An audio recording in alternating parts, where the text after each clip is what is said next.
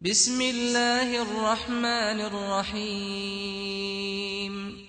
الحمد لله حمدا كثيرا طيبا مباركا فيه كما يحب ربنا ويرضى. أشهد أن لا إله إلا الله وحده لا شريك له، وأشهد أن محمدا عبده ورسوله الناصح الأمين. اللهم صل على نبينا محمد وعلى آله وصحبه أجمعين ومن تمسك بسنته إلى يوم الدين. ثم أما بعد، الحمد لله على نعمة الإسلام والسنة. All praise and thanks belong to Allah for guiding us to Islam and for guiding us to the Sunnah. We continue going over the tremendous book by the Fadilat al-Shaykh al-Allama Imam bin Baz rahimahullahu ta'ala. The book which is entitled Durus al-Muhimma li'amat al-Ummah. The book which is entitled Important Lessons for the General Masses of the Ummah. We are still on the section of the explanation that deals with those things that necessitate our fear from falling into shirk. The Fadilat al-Shaykh Abdul Razak bin Sheikh Abdul Muhsin al-Abbad al-Badr hafidhahumullahu ta'ala, he goes on and he continues by saying, وَمِمَّا يَسْتَوْجِبُ الْخَوْفَ مِنَ الشِّرْكِ كَثْرَةُ الدُّعَاةِ الضَّلَالِ وَإِمَّةِ الْبَاطِلِ. And from that which necessitates fear from shirk is the great multitudes of callers to falsehood and the great multitudes of imams of falsehood. وخوف النبي عليه الصلاة والسلام على أمته منهم. And the fact that the Prophet sallallahu alaihi wasallam, he was scared. He was scared for his nation from these callers of falsehood. And the fear of the Prophet ﷺ that he had for his nation from the callers of falsehood is that which should make us scared from falling into shirk. Should make us scared from falling into shirk. Because bila shak wa bila rayb, the Prophet ﷺ, he told us that there will arise callers to falsehood. Those who will call to that which is incorrect. Those who will call to that which would be of detriment to an individual's religion and will damage their religion, and thus weaken that individual so that they may be subjected to falling into shirk, wa'iyadu billah. And this can be seen in the statement of the Prophet sallallahu alaihi wasallam, where he said, إِنَّ من أخوف ما أخاف على أمتي الأئمة المضلين. The Prophet sallallahu alaihi wasallam, he said what translated means, and from that which I fear most for my nation, then they are imams of misguidance, leaders of misguidance, imams of misguidance. والآن يوجد من أئمة الضلال من يقول للناس اطمئنوا الشرك لن يقع إطلاقا. Now you have from the callers of falsehood, from the imams of falsehood, those who say to the people, feel secure, be at ease, because shirk will not happen in totality. Shirk will not happen in actuality. ثُمَّ يَلْبِسُ عَلَيْهِمْ. And then they deceive them, they trick them. وَيُشَبِّهُ بِبَعْضِ الْأَحَادِيثِ التي يحملها على غير المعناها. And then they distort some of the ahadith, and they bring about doubts by distorting some of the ahadith on which they convey contrary to their true meaning. Meaning they take these ahadith and they bring them outside of their context. They give to them a false interpretation. فَيَسْتَدِلُّ لِلنَّاسِ بِالْمُتَشَابِهِ. So they utilize as proofs and evidences, trying to bring textual proofs and evidences by relying upon those that are not entirely clear. وَيَتْرُكُ الْمُحْكَمِ الْبَيِّنِ الْوَاضِحِ. And they leave alone those texts that are clear, those texts that are entirely clear. يقول النبي صلى الله عليه وسلم, the Prophet صلى الله عليه وسلم, he said, لا تقوم الساعة حتى تعبد قبائل من أمتي الأوثان. The Prophet صلى الله عليه وسلم, he said that the hour will not be established until there are groups from my ummah that will worship idols. Until there are groups, until there are tribes, meaning groups, portions of my ummah, that they will worship idols. وَعِيَاذُ بِاللَّهِ. And this hadith we had taken before in previous classes. The Shaykh, he mentions, he says, أَيُّ شَيْءٍ أَوْضَحُ مِنْ هَذَا. He said, what is more clear than this? What is more clear than this? This is clear. But yet these evil individuals, these callers to falsehood, they try to give to the people a false sense of security by telling them that shirk, it won't happen again like that. It won't happen again in totality. It won't happen again in true reality. This is what they tell their people. This is what they teach their people. But here we have the statement of the Prophet ﷺ informing us that shirk, it will take place, that the hour will not be established until there are those from amongst his nation who they will worship the idols. That they will worship the idols. So the Shaykh, he mentions, he says, and what is more clear than this? What is more clear than the statement of the Prophet ﷺ? Regardless of what they try to bring and they try to distort, what will they do with the statement of the Prophet ﷺ? And then what will the followers of these individuals do with the likes of this hadith, which clearly shows how their leaders, how their callers, how their ai''immah, they are upon falsehood. They're not upon that which is correct. They are not conveying the teachings of the Prophet ﷺ, but rather they are contradicting them. The Shaykh, he mentions, he says, هذا حديث صحيح ثابت. This hadith, it is authentic, it is affirmed, it is confirmed on the Prophet ﷺ. فيترك النصوص المحكمة البينة ويذهب إلى متشابه ويستدل به. So they leave alone these ahadith that are clear, they are clear, entirely clear. They leave alone these texts that are entirely clear, that are crystal clear. They leave this and they go to texts that are not entirely clear. For example, كحديث إن الشيطان قد يئس أن يعبده المصلون في جزيرة العرب.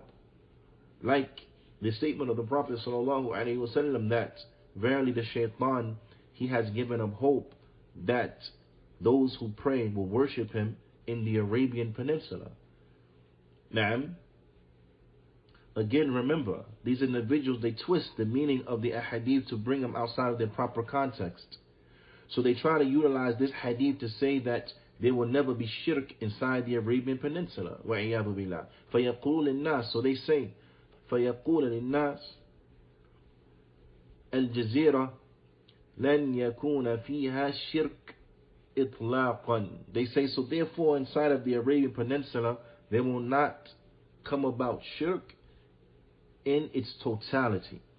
There will not come about shirk in its totality. Naam. So they misinterpret the hadith. They misinterpret the hadith. The ulama, they explain what is meant by this hadith. فقال العلماء في معناه. The ulama, they say as relates to its meaning, إن الشيطان لما رأى قوة الإيمان في زمان الصحابة رضي الله تعالى عنهم وإقبالهم على التوحيد دخل على نفسه شيء من اليأس أن يعبد وحال الإيمان هكذا.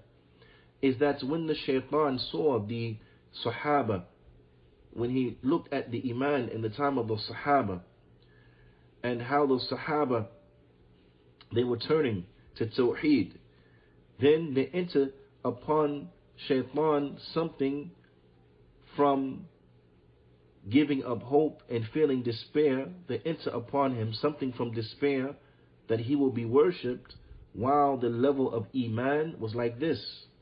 So he had despair that he will be worshipped while the level of Iman was like this. And this is the reality, is that when the level of Iman was like that of the Sahaba, then na'am, the shaitan, he will not be worshipped inside of the Arabian Peninsula. However, لكن لا يأتي على الناس زمان إلا والذي بعده شر منه. But there does not come upon the people a time frame except that the one after it is worse than it. وفي كل عام ترذلون فلم يتوقف. But every year this increases, this continues. It keeps getting worse, and then the next year comes, it gets worse, and next year comes, it gets worse, and so on and so forth. But this continues like this, and it won't cease, it won't stop. But rather it shall continue. في الإغواء والضلال. But rather it shall continue to increase in misguidance and in deception and in صد عن دين الله تبارك وتعالى, and people being prevented from Allah's religion, and being prevented from understanding it correctly, and so on and so forth. حتى عبد فئام من الأمة الأوثان, until many from the Ummah, they will start to worship false deities, they will start to worship idols. This is the reality of the situation. That it will keep getting worse and worse and worse and worse, and the level of knowledge will keep decreasing and decreasing and decreasing and decreasing and decreasing until it will reach this level. And this is a reality that we know is going to happen.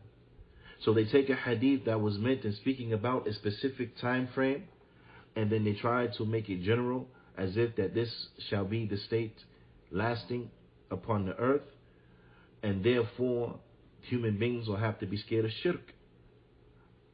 But as we know, this is not correct, because when you bring all the proofs and the evidences together, it becomes extremely clear that this is not correct, and they have taken that which was supposed to be specific and they made it general.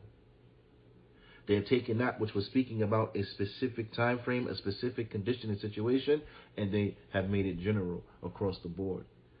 So they have twisted its meaning from its proper meaning, and thus have given people a false sense of security. And this is a crime. This is a crime. How great of a crime this is. وَكَمْ هِيَ جِنَايَةُ عَلَى الْأَعْوَامِ وَالْجُهَّالِ. And how much of this is a crime upon the general people and upon those who are ignorant. عندما يقال لهم, when it is said unto them, إنه لن يقع الشرك إطلاقا, that shirk will not happen in reality. How much of a crime is this for that particular person who believes these individuals, who trusts these individuals, who deems these ones to be trustworthy, and they entrust their deen to the likes of these individuals and their religious studies, to the likes of these individuals who convey to them false interpretations. فيصبح ما ثم حاجة عندهم أن يقال اللهم أعذني من الشرك. So from that standpoint, because they have this false sense of security, then it will not be of any concern for theirs. They will feel that they are not in need. They will have no need in their minds to say, "Oh Allah, save me from shirk. Oh Allah, protect me, save me from shirk." لا يبالون بخطورة الشرك. They will not pay attention to the danger of shirk. They will not give attention and pay attention to the danger of shirk. Why? Because they have been given a false sense of security. So it will not come across their minds to beg Allah, but the likes of this dua, that He saves them from shirk and He protects them from shirk. They will not cross their minds the danger of shirk, because those whom they trust would have undervalued and would have downplayed the true danger of shirk until they feel secure from it. وَعِيَاذُ بِاللَّهِ. And this is a crime. When you look at the A'imma of the Sufiyya, when you look at the Imams of the Sufiyya, you find them like this, where they convince their followers that that which is shirk is in reality not shirk. That which is a violation of Tawheed is in actuality not a violation of Tawheed. This is what they teach to their followers. This is how they convince their followers, and this is how they destroy their followers. And an example of this and an illustration of this can be seen in the false meaning that they give to the kalima of La ilaha illallah, where they'll come and they'll say that La ilaha illallah means La Rabba illallah, La Khaliq illallah, so on and so forth to the end. That La ilaha illallah means there is no Lord except Allah, there is no creator except Allah, to the end. And that's it. And they restrict the meaning of the kalima of Tawheed to Tawheed al-Rububiyyah.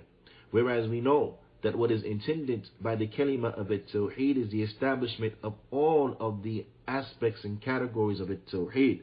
So that is the establishment of Tawheed al-Rububiyyah and Tawheed al-Uluhiyyah, that all of the ibadah, it belongs to Allah and to Allah alone, and that nothing deserves to be worshipped in truth except Allah, which is the meaning of La ilaha illallah. And likewise, also the establishment of the Tawheed al-Asma'i wa Sifat, the establishment of the Tawheed of the names and the attributes of Allah.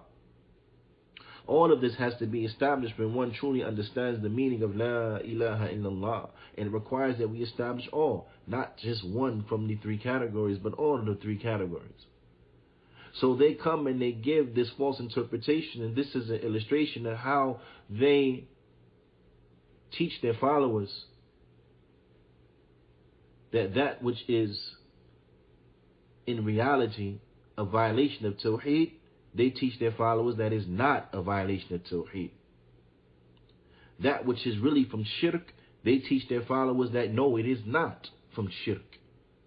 So to call upon the awliya to make dua to other than Allah subhanahu wa ta'ala, they say this does not contradict the meaning of La ilaha illallah, because La ilaha illallah means there is no creator except for Allah, there is no provider except for Allah, to the end of it. Whereas you're just making dua, so it's okay. Right? No, wrong.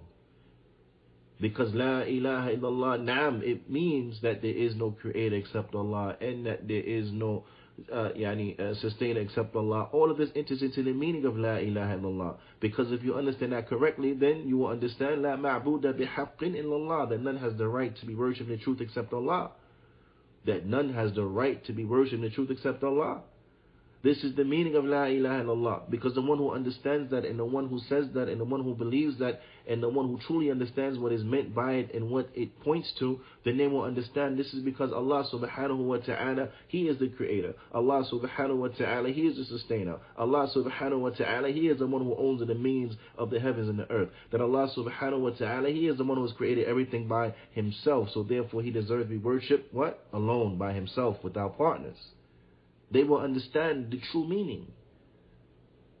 But because these ones have lied to their followers, they have tricked their followers, they have taught them the exact opposite of what they need to benefit. So they have convinced them that that which is really shirk is not shirk, and that which violates Tawheed, then it really doesn't violate Tawheed. And this is the harmful and destructive and despicable consequences that comes from entrusting our religion to these evil leaders and callers to falsehood, these a'imma of falsehood, these evil scholars who call to the likes of this falsehood. على كل حال ولا يحرصون على تعلمه من أجل الحذر من الوقوع فيه, and then they will never feel a need to learn about what is shirk from the standpoint of avoiding it and taking caution as relates to it, so that they don't fall into it.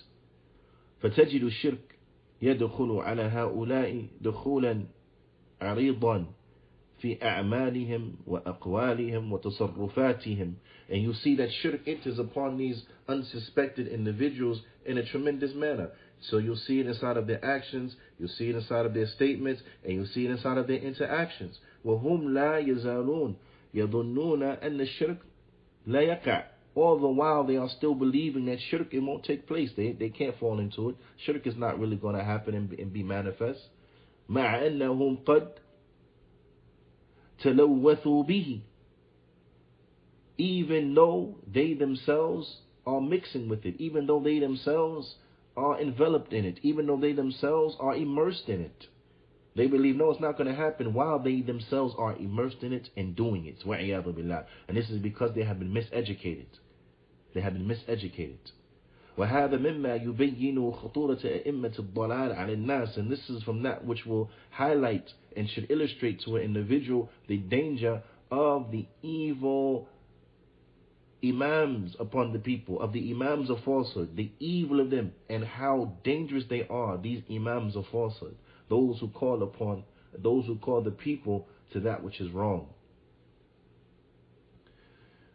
The increasement of this and the danger and probability of people being tricked by the likes of these individuals, and the increasement of these individuals, then this will necessitate that we are scared, that we have fear from falling into shirk. وعلى كل, the Shaykh goes on to say, and in any event, هذا مما يستوجب الخوف من الشرك والحذر منه والتحذير. And this is from that which necessitates being scared of shirk, taking caution from shirk, and being aware of shirk. وأن يكون الخوف المرء من الشرك أشد من خوفه من أي أمر آخر. And that an individual's fear of shirk has to be greater than any other affair. An individual's fear of falling into shirk has to be greater than any other affair, because shirk is more dangerous than any other sin. Now, so the same way we take caution to not fall into the other despicable sins like theft, robbery, fornication, disrespecting the parents, so on and so forth, then an individual even more so has to be scared of falling into shirk. وأن يجاهد نفسه على الحذر من الوقوع فيه. And that he strives diligently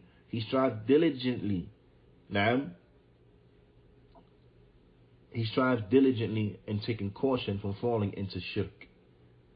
ومن هذه المجاهدة, and from this striving and what would entail him striving to beware of falling into shirk, from that which would entail her striving from being diligent and being aware and taking caution so that she does not fall into shirk, is that and يعرف الشرك. They have to know what is shirk. In order to avoid it, you have to know what it is. والعلماء رحمهم الله قالوا قديما, and of old the ulama, they used to say, كيف يتقي من لا يدري ما يتقى. They will say, how can he take caution, the one who don't know from that which he should take caution? How can you take caution from something that you don't know you should take caution from it? So this is what they were saying. How can a person take caution from that which he doesn't know that he should be taking caution from? الذي لا يدري ما هو الشرك وما هي أنواعه وما هي حقيقته وما هي الأمور الداخلة في مسماه كيف يتقيه. A person who doesn't know what is shirk, they don't know what are the categories of shirk, they don't know what is the reality of shirk, they don't know those affairs that enter into shirk. How can they beware of it? How can they take caution from it? How could they safeguard themselves from falling into it? How can they bring a protection between themselves and falling into it? If they don't know what it is, they don't know its categories, they don't know its reality, they don't know those affairs that enter into shirk and that constitute shirk, they don't know. So how are they going to protect themselves from it? فأول أساس لاتقاء الشرك So the first foundation that is needed to stay away from shirk, and yu'rafa ma huwa shirk, is to know what is shirk. That's the first way, the first step that we take to caution from shirk is that we gotta know what is shirk. وَمَا هِيَ حَقِيقَةٌ, and what is the reality of shirk. نعم, and what is the reality of shirk. فبهذه المعرفة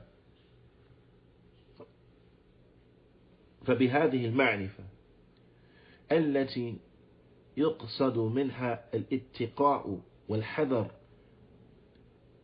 يتحقق بإذن الله سبحانه وتعالى اتقاء الشرك. So from this knowledge, from knowing this, having this knowledge, of which it is intended by way of it to beware of shirk and to take caution from shirk, then بإذن الله تعالى we will actualize the caution of shirk, or being cautious and taking caution from falling into shirk بإذن الله تعالى, with that knowledge that if we have this ilm, then inshallah ta'ala we Allah will grant us the success and avoiding falling into shirk, and taking caution from shirk and falling into it. ولهذا قال أحد السلف, and from this one of the Salafi said في تعريف التقوى, and he explained what is a taqwa. So he explained that taqwa, taqwa Allah, having taqwa of Allah, what is it? What is it to have taqwa of Allah? عمل بطاعة الله, is to work, to be obedient unto Allah in action, to work to be obedient unto Allah, على نور من الله, upon knowledge, upon light, meaning ilm, upon knowledge from Allah. So a person is working upon what? Upon knowledge. They're not working upon ignorance. They're working upon knowledge because they know what is good, they know what is right, and they know how to perform it, they know how to carry it out, and then they carry it out. Naam. Upon what? Why? Raja thawabillah, wanting the reward from Allah. So they do it fi sabilillah, for Allah and Allah alone. Naam. What tark, and also to leave. Tarkun lima'asiyatillah, and they also abandon disobedience unto Allah.